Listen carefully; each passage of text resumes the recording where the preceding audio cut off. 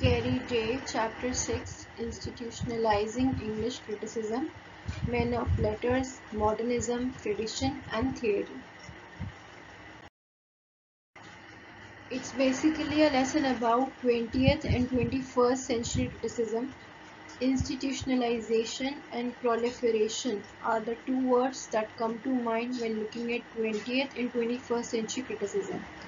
The year 1900 was truly remarkable as Arthur Evans discovered the first European civilization, Sigmund Freud published Interpretation of Dreams, Max Planck unveiled quantum theory, Hugo de Verres discovered genes, Pablo Picasso stepped at Barcelona train, Coca-Cola arrived in Britain.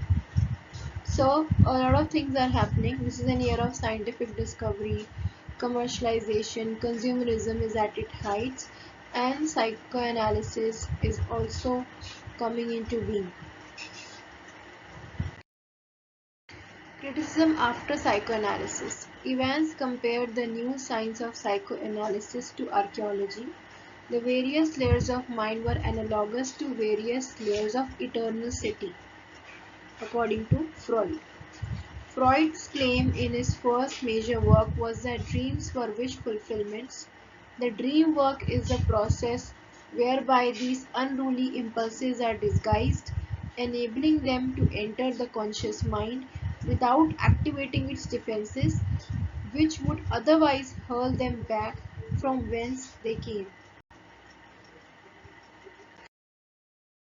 Criticism after psychoanalysis. Freud's view of how the unconscious shapes communication has consequences for how we see literature. He would have agreed with Ben Jonson that no class renders a man's form or likeness so true as his speech, but for different reasons. It's not the crafted sentence that reveals the essence of a person, but a slip of tongue or pen. Important. Literature is no longer a form of instruction or imitation or imagination or impression, but the record of an author's internal conflict. Psychoanalysis. It is a compromise between the restraint and release of an instinct whose natural development was in some way retarded.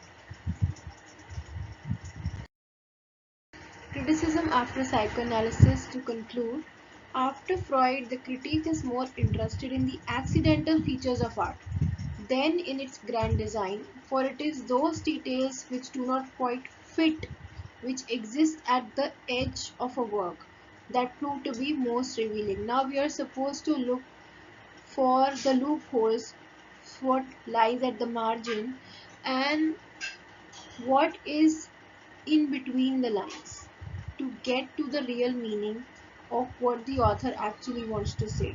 We are not taking author as the supreme authority. We are taking author as a normal being living in the modern world who reveals his inner thoughts in the slip. The critique has once again become an interpreter, not as in medieval period of the work, but of the author. Modernist criticism. There is a clear parallel between the quantum physicist and the reader, for both create a reality by observing it. The one collapses all potential states of atom by what or he or she chooses to measure, while the other collapses all potential meanings of a book by what you, as in he or she, chooses to interpret. Those who wanted to establish English as a university subject adapted the scientific paradigm because to make it a fledgling discipline more respectable, because if it's a university curriculum there has to be a scientific way to approach it in order to analyze it. This in part was reaction to the impressionism that dominated criticism and the late 19th century. If science has any value for criticism, it lies in the metaphorical usefulness of its theory. Rise of novel and the corresponding decline of poetry, which is usually associated with sentiments, emotional being, are explained by the development in society rather than by natural processes. Edmund Goose, who interpreted Ibsen's work into Britain, declared that Milton was a complex instance of natural selection, adding that every producer of vital literature contributes an offshoot to the unrolling, unfolding organism of literary history, in its ceaseless processes of growth. When we read novels, plays, poems, we are inevitably led to consider a whole range of issues that in academic terms are the province of specialists: psychology, history, social issues, science, and so on. Criticism is in part an attempt to consider these in a holistic manner as they are realized in a work of art. As such, it combats the compartmentalization of intellectual life. That means now psychology, history, social issues, science, all these are part of literature, and to measure up to what E.M. Foster has famously said, only connect. The job of the critique is just to connect everything: psychology, history, social issues, science in the study of literature called criticism. Cubanism and criticism. The conventions of 19th century realism, which depended on transcended point of view from which to survey, connect, comprehend the different parts of society, were ill suited to convey the speed, crowds, and machines of the modern world.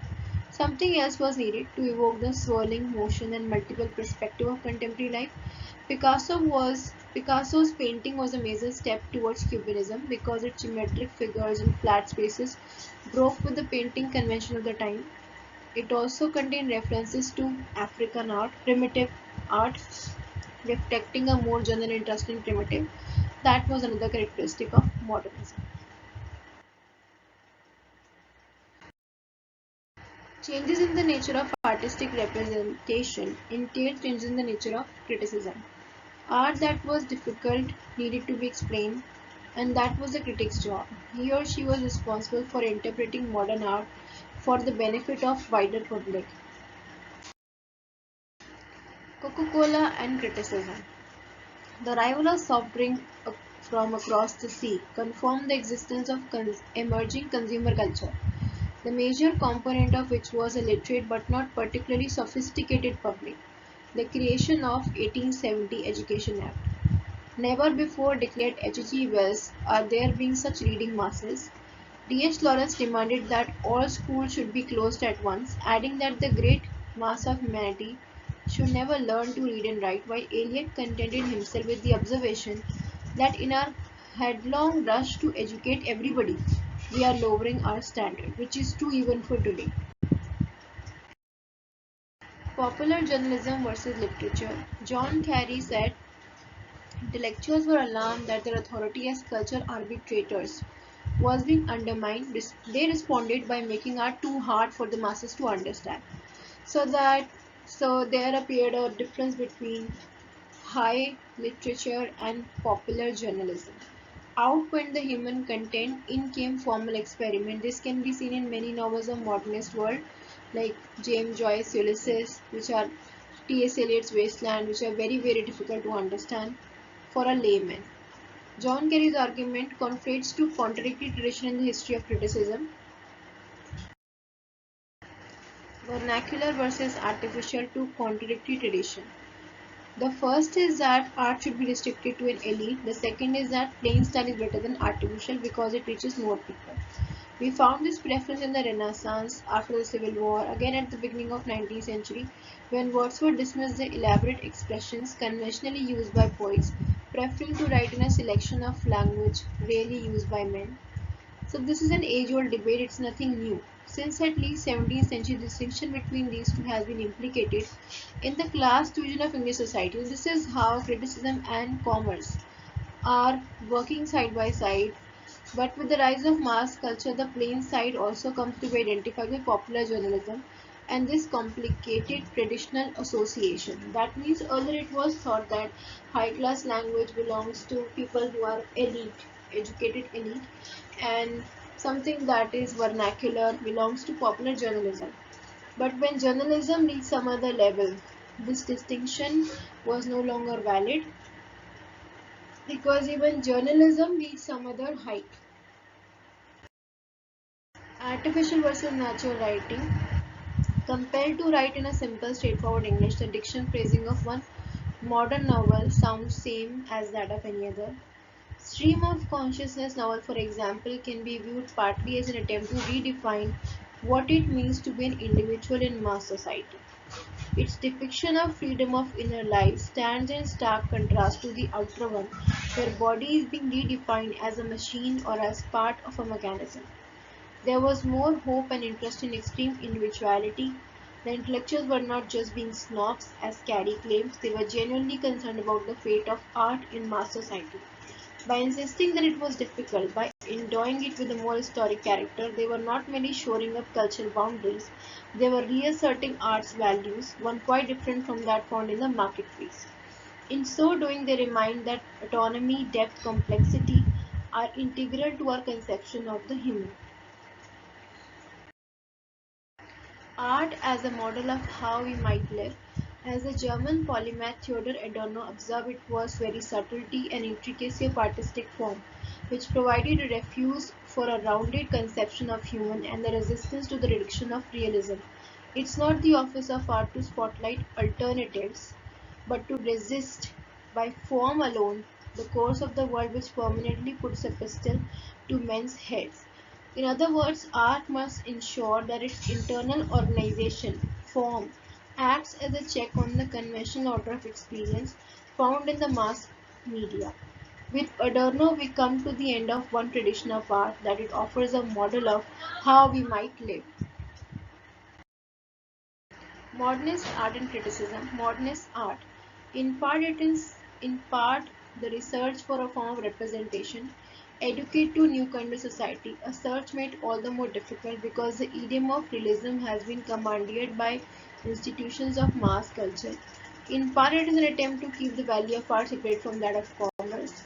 In part, it's a means of reversing the decline of status of the elite. What does it mean for criticism? First, the notion of imitation, so long a part of its conceptual history, falls into abeyance. Now the focus is on the formal nature of art. Second, critics begin to see their work in opposition to that of business. This has been going on since 19th century, but the rise of mass market intensifies consciousness of the problem. Finally, criticism is complicit with making the appreciation of art a minority activity. It becomes part of the process of making literature mysterious. Commentators throughout ages have sort of restrict access to secular and sacred writing in order to maintain their position or power. Staples of modernist criticism: form and content. Form is no longer decoration but the articulation of being. At the same time, decorism is not quite dead, for both Woolf and Lawrence were searching for the right fit between form and content. Woolf finds the stream of consciousness best reflects the change in human character that occurred in or about December 1910, while Lawrence opts for lack of closure to show the ongoing nature of our relationship. D.H. Lawrence's solution is different to Woolf's. The novel should not show us the mind's jumble, but should help us to live more fully, to set us trembling with life and the wisdom of life, to reveal the changing rainbow of our living relationships. Mr. Bennet and Mrs. Brown. In Mr. Bennet and Mrs. Brown, Virginia Woolf politely rubbished Arnold Bennett's brand of realism. Mrs. Brown was the name Woolf gave to a woman she encountered on a train. She imagines how Bennet and his fellow novelists like John Galsworthy would describe her. They would focus on Mrs. Brown's brooch, the carriage in which she sat. Woolf, by contrast, wants to convey the fluid nature of Mrs. Brown's inner life, scrapes of talk, complexity of feeling, thousands of ideas all meeting, colliding, disappearing in the astonishing order. Foster, flat and round character. E.M. Forster's conception of fiction is a compromise between the two positions taken by Virginia Woolf and D.H. Lawrence. The novel is indeed concerned with inner life, but not to the point where it dissolves our traditional notions of character, of which Foster says there are of two types: flat, which tend to be comic and do not develop; round, which tend to be serious and do develop. The development of character exists in some tension with the demands of plot. One is about thought, the other is about action. Plot and character.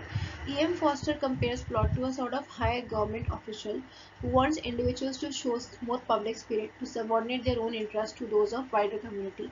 Like Lawrence, Foster is keen to see how his characters will grow, but unlike Lawrence, he accepts that events must be resolved, even if that means final impression of character is one of deadness. And speaking of deadness, that is precisely how Foster views criticism. All too often, the critic, like bureaucrat, betrays the particular by subsuming it under the journal. Criticism and capitalism, the division of literature into two kinds, that which informs and that which inspires, then into classic and modern, and then into further divisions and subdivision ad infinitum, shows that literary was being mapped in the same way as social. Similarly, literature may be the space of human, the place where we connect with others, but this involves submission to critics' authority and learning the correct technique of freedom. System in reading. In literature, if literature is in some way protest against dehumanization of modern society, its cause is not helped by criticism that has rhetorical affinity with one part of that process, the manipulation of workforce in the interest of profit. Criticism and capitalist economy. The relation between criticism and capitalist economies is neither one of complete contradiction nor complete collision. There is a contradiction in that freedom demanded by literature to come into one's being is denied by the organization of modern society. Or rather, it is channeled in a certain direction, such as consumption, Coca-Cola again, which only have to maintain the system, the status quo. To spend, one must work, mostly in jobs that stifle the spirit. Literature is form of compensation. There is collusion in that critics use idiom of money and increasingly in the 20th century management when writing about literature, which has the effect of making finance in the factory theory ground of experience, giving it shape, meaning and significance. Looking beyond contradiction, collusion, literature can then be seen as a form of compensation. It gives us a sense of life missed in our daily routines, a feeling of community in the midst of division and so on. Viewed in this way, literature can become an honest space, a criticism of life, but only in so far as it is disconnected from it. The continuity between the concept of criticism and capitalist economy re-establishes the connection and challenges the conventional view that values of literature stand opposed to those of commerce. The two converge. The task is to think of them together to discover how they may critique and complement one another. To sum up, in modernist world, form and content, capitalist economy, and criticism came together, the two converged, and ultimately both became intermingled to such an extent that it became difficult to separate one from the other. Materialism, consumerism has become part of the reality, and since literature is a mirror of life, this gets reflected in literature. Criticism became more related to institutionalization because it was meant to be studied in universities, which made English a discipline. To make it a discipline, you have to establish a scientific way of studying it, and for that, you need institutionalization. That's all. Thank you.